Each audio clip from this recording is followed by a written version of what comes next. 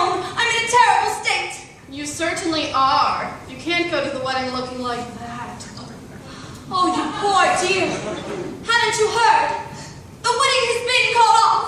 Not your wedding. Mine. Oh, that reminds me. Might I borrow your veil? You're getting married. But to whom? Ah, beautiful lady. With that good expression. You're marrying Adolfo?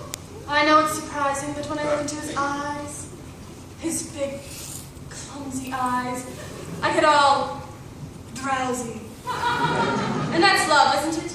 Yes, dear. That is love. Help me. There you are! All right, I'm going to lay my cards on the table. I gotta be caught. Can't take the pressure. And if I don't find out soon, the old ticker's gonna give out. Please, tell me, is there going to be a wedding or not? Yes. Thank the good Lord in heaven! Adolfo and the chaperone are getting married. What? Ah, there you are. I have wonderful news. There's going to be a wedding. We know. You know? Yes, we just heard. Who told you? I did. How do you know? What difference does it make? Mrs. Tartindale and I are to be married at 7:30 in the garden this evening. What? What? Oh, yes. Congratulations to everyone. Say, what kind of cockamamie wedding is this? Everyone's getting married except the bride and groom! There you are. Oh, Janet, I've been looking everywhere for you. Hello, Mr. Martin. Please don't be that way.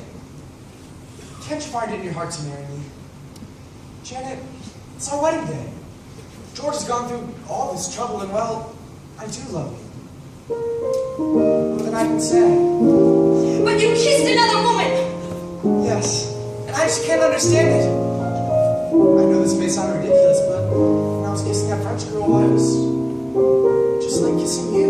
Oh, Robert, you were kissing me.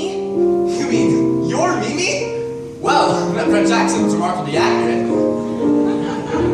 Why, thank you. I developed it when I played the role of Monique in Hold That Baguette. There you are! Now, before you do anything, remember this. No matter how well you play the role of happy wife, you will never, ever get a standing ovation.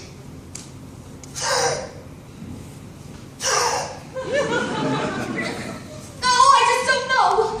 Oh, I'm so confused. Chaperone, please, I beg you, just this once, give me some advice that is coherent and appropriate to the situation.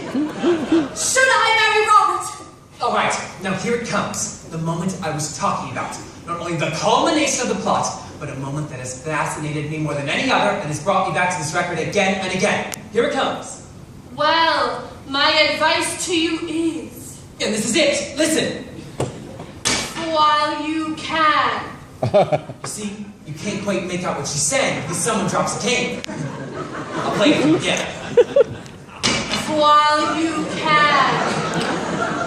Is she saying live while you can or leave while you can?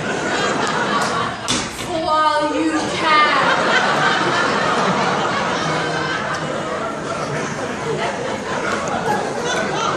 I mean, it's Beatrice Stockholm, so it might just be a cynical quip.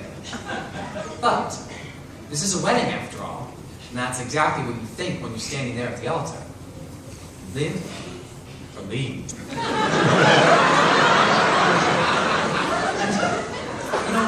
You have to live. Because you do love her in some way. It's not an exact science. An arrow doesn't come out of the sky and point to the one you're supposed to be with. So one day, you say it to someone. You say, I love you.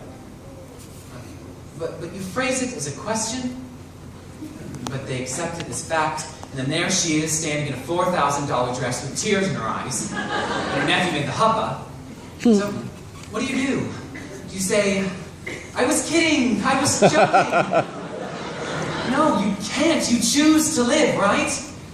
And for a couple months, you stare at the alien form in the bed beside you. And you think to yourself, who are you? Who are you? One day, you say it out loud. And then it's trial, separation, and couples counseling, and all your conversations are about her eating disorder and your Zoloft addiction.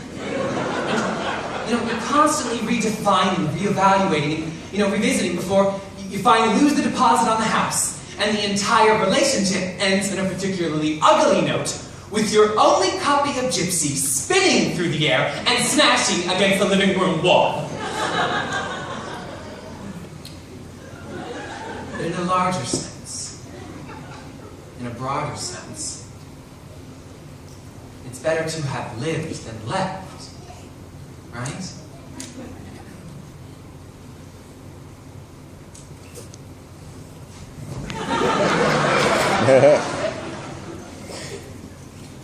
While you can. You have no idea how many times I've listened to that. Thank you, Chaperone. You certainly have a way with words. Robert, my answer is yes. I will marry you. Wonderful, wonderful.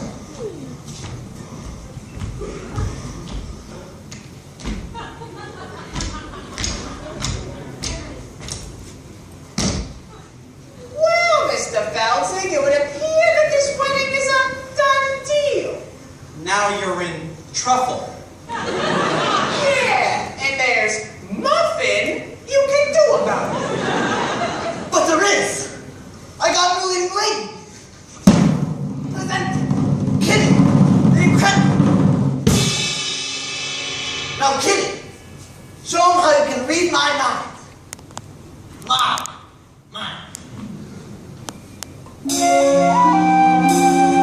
Kitty, will you marry me? Yes, Mr. Felton,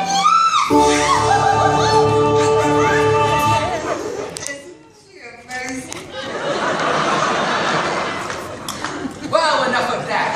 You ladies go get on your frillies. And then we'll all get married in one big lump.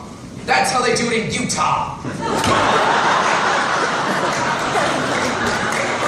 Well, George, I don't know how you managed to pull it off. 4 weddings in one day. I guess you're everybody's best man now. I am. Of course. I am. Heap heap. Hooray!